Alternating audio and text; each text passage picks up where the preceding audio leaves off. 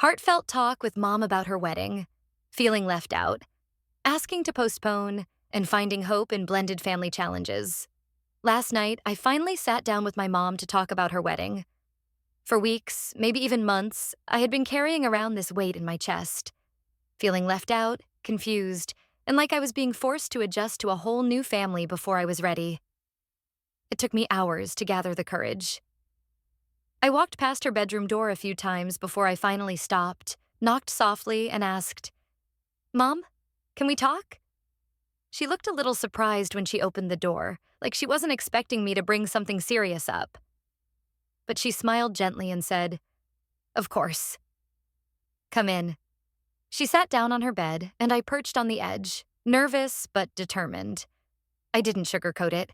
I told her straight out, I've been feeling left out of her wedding, that everything is moving too fast, that it hurts knowing her fiancé's kids were included in all the wedding planning while I wasn't. My voice shook when I said, "You asked them first. You let them pick the wedding details. You even made a family group chat with them. But you didn't include me. It makes me feel like I don't belong anywhere in this new family you're creating." For a moment, she was quiet. I wondered if I had gone too far, if I'd made her angry. But then she took a breath and said softly, "Sweetheart, I didn't mean to exclude you. I thought I was protecting you. I didn't want to overwhelm you with details when I knew you were still grieving your dad." Her words hit me in two directions: comfort and guilt. Comfort because I could tell she truly hadn't meant to hurt me. Guilt because maybe I had misread her intentions all along. But still, it didn't erase how left out I felt. Then she added something unexpected.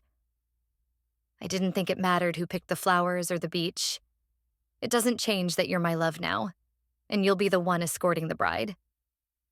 Hearing that stopped me cold. Me? Walking my mom down the aisle? At first, the thought felt too big for me, like a responsibility I wasn't ready for. But the more I sat with it, the more it felt like an honor, almost like a way to still carry a piece of my dad's presence into her new life. After sitting in silence for a few moments, I decided to tell her the real truth. "Mom, I want you to postpone the wedding. I need more time to know him better, to settle into all these changes. It feels like everything is moving too fast." She didn't answer right away. She stared down at her hands, twisting her wedding ring finger like she wasn't sure what to say. Finally, she looked up at me, her eyes softer than I'd seen in a long time.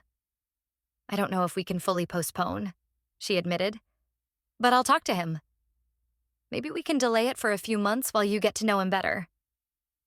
I felt my shoulders drop, like some of the tension was finally loosening. It wasn't a complete yes, but it wasn't a no either. Then she added something else that surprised me even more. "This weekend, let's all go to dinner together. You, me, and him. We'll talk openly about your concerns. I'll bring up postponing and we'll hear what he has to say." That promise meant more than I can explain. She also suggested something I hadn't considered: therapy. "Maybe you and I could try sessions together," she said, "and later we could bring him in too. It could help us all understand each other before the wedding." That made me pause. Therapy has always sounded intimidating to me, but in that moment, it didn't feel like a threat. It felt like an invitation, like my mom was willing to fight for us, not just for her marriage. By the end of the conversation, I still didn't know what the future held.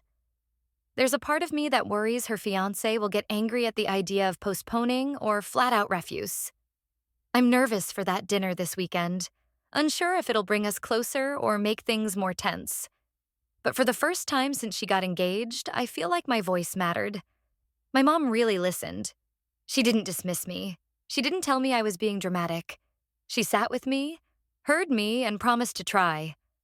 That doesn't erase all my fears, but it gives me hope.